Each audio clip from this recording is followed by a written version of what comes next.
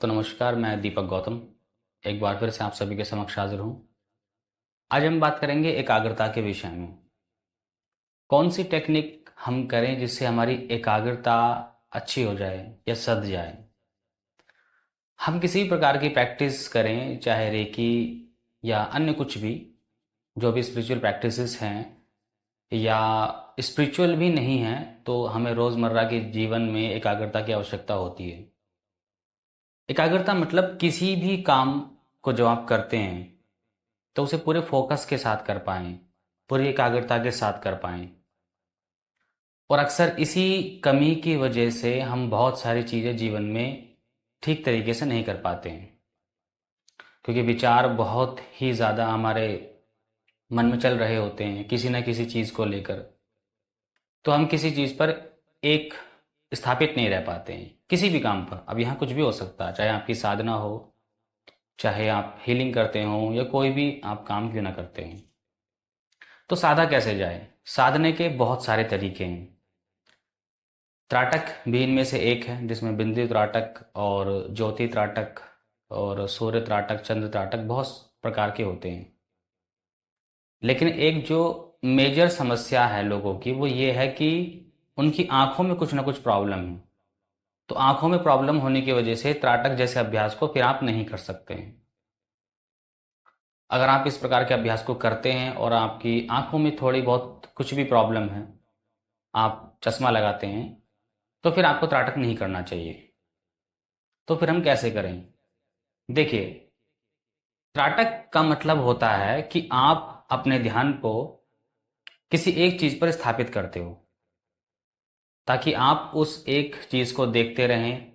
और आपका जितने भी थॉट्स हैं या जितनी भी दृष्टि जो आप पास्ट में, प्रेजेंट में, फ्यूचर में या इधर से उधर जो आप सोच रहे हैं, वो सारे विचार एक बिंदु पर आकर खड़े हो जाएं। अब उसमें कोई बिंदु त्राटक हो सकता है, ज्योति त्राटक हो सकता है। जब मैं बिंदु की बात कर रहा हूं तो इसका मतलब उस चीज पे आके खड़े हो जाएं जिस प्रकार से आप अभ्यास कर रहे हैं। तो यहाँ जैसे मैंने बताया कि अगर आपको आंखों की कोई प्रॉब्लम है तो फिर आप नहीं कर सकते हैं, क्योंकि आपकी आंखों की प्रॉब्लम बढ़ जाएगी।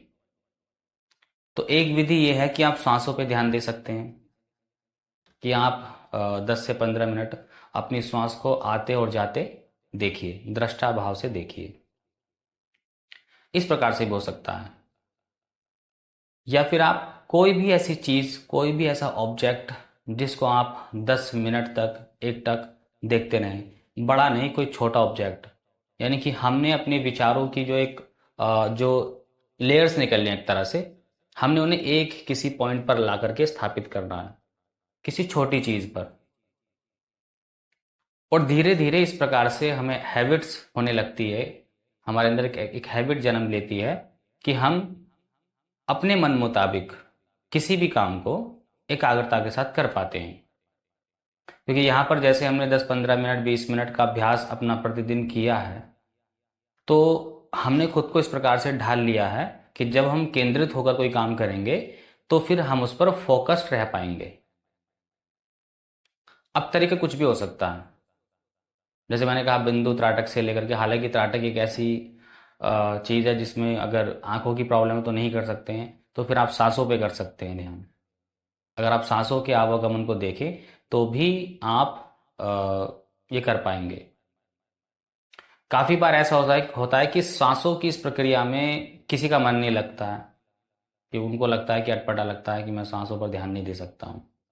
तो आप किसी मंत्र पे ध्यान दे करके भी एकाग्रता को बढ़ा सकते हैं, कि आप जो मंत्र चैंट कर रहे हैं 10 मिनट के लिए, 15 मिनट के लिए, आप उस पर ही अपना ध्यान केंद्रित रखें, उसके शब्दों पर, उसके बीजों पर।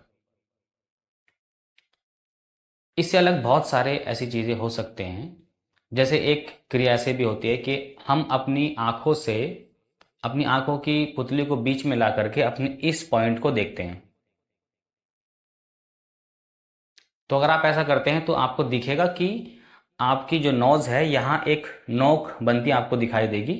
तो आप उस पर अगर कुछ देर फोकस करें, 10 मिनट, 15 मिनट, तो भी आपकी एकाग्रता अच्छी होने लगती है।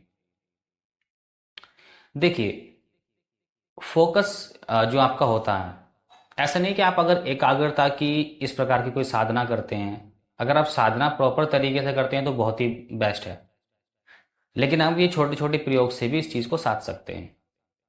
लेकिन इसका मतलब ऐसा नहीं कि आपका दिमाग बंद पड़ जाता है, आपके विचार बंद हो जाते हैं। नहीं, विचार कुछ बंद नहीं होते हैं। बस हमें ये हैबिट्स हमारे अंदर हो जाती है, होने लगती है कि अब हम जब केंद्रित रूप से किसी चीज़ को देखते हैं, किसी चीज़ को करते हैं, चाहे वो कोई काम हो, साधना हो, हीलिंग हो, प्रैक्टिस हो, तो हम उस टाइम पीरियड तक अपने आप को फोकस रख पाते हैं। ये कोई भी काम करते हैं, उसके बाद जनरली आप अपने जीवन को देखें तो आप वैसे ही सोच विचार उस प्रकार से आप करते रहें, क्योंकि सोच विचार आपके खत्म नहीं हो सकते हैं।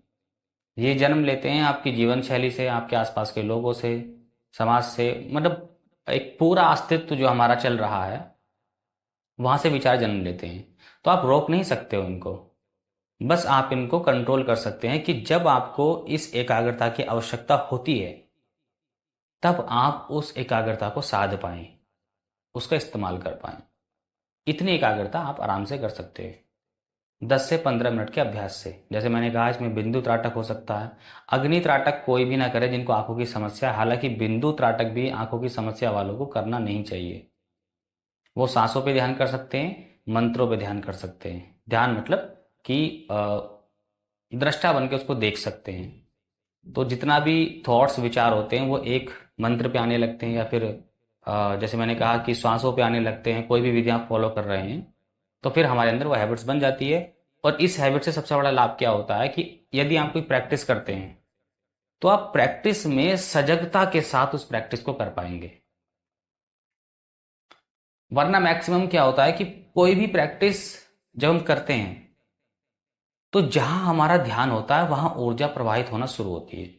ये एनर्जी का सिद्धांत है कि जहां आपका ध्यान होगा वहां ऊर्जा प्रवाहित होगी।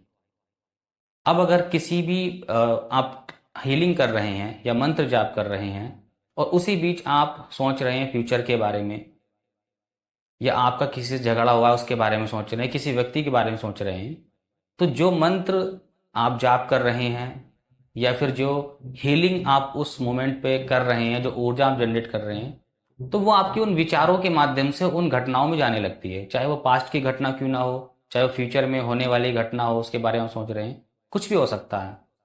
तो एक बड़ी एनर्जी का एक बड़ा जो स्रोत होता है ना, हमारे विचारों के माध्यम से उन जगहों पर जाने लगता है। इसलिए हमें एकाग्रता की जरूरत पड़ती है।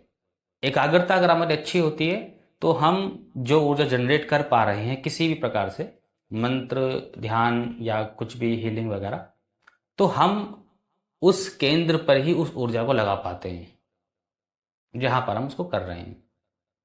तो ये बड़ा रीजन होता है किसी भी साधक के जीवन में कि जितने लाभ उसको मिलने चाहिए अपनी साधनाओं से, अपनी प्रैक्टिस से, उतने नहीं मिल पाते हैं। लेकिन अगर आपने अपनी एकाग्रता को साध लिया तो चमत्कारी रूप से आपकी हर एक चीज काम करना शुरू कर जाएगी। आपकी हीलिंग, आपका मंत्र, आपकी साधना या कुछ भी, और इतने अच्छे रिजल्ट आपको देखने को मिलेंगे। और जो लोग स्टूडेंट हैं, जो लोग स्टडी वगैरह करते हैं, उनके लिए ये चीज बहुत ही बढ़िया है। एक रामबाण इलाज है। काफी बार वो बहुत मोटी मोटी भारी भारी बुक्स पढ़ते हैं और कुछ याद नहीं रह पाता है, तो वो तेजी से याद कर पाते हैं अगर वो एकाग्रता की प्रैक्टिस करें तो।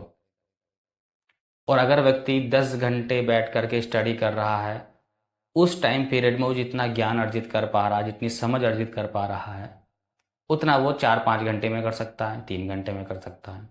ये मैं डिफरेंस बता रहा हूँ कितना डिफरेंस होता है कि यदि आप एकाग्रता की प्रैक्टिस करें और अगर ना करें तो फिर क्या होता है दोनों में। तो ये एकाग्रता की प्रैक्टिस से आपके जीवन के हर एक क्षेत्र में आपको लाभ मिलता है। क्योंकि आप कोई भी काम, चाहे आप किसी की जॉब ही क्यों ना कर रहे हो, चाहे आपका बिजनेस क्यों ना हो, तो आप उसमें भी आपको एकाग्रता की जरूरत पड़ती ही पड़ती है।